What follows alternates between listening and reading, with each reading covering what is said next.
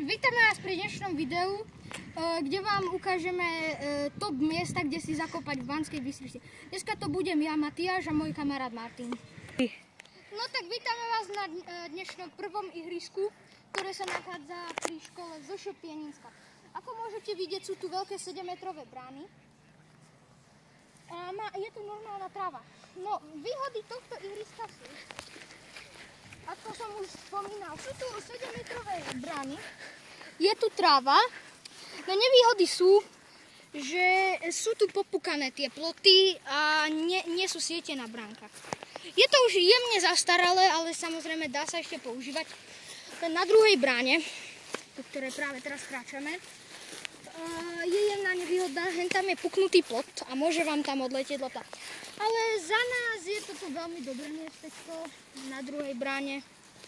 No, málo kedy tu chodia ľudia, takže ak si chcete kopať sami a na veľké brány a chcete si skúsiť naozaj reálny futbal, no iba tak si zakopať, tak toto je tá destinácia, ktorú by ste mali vyskúšať a minimálne raz, keď sa budete nachádzať v Banskej Bystrici v blízkosti Pieninskej.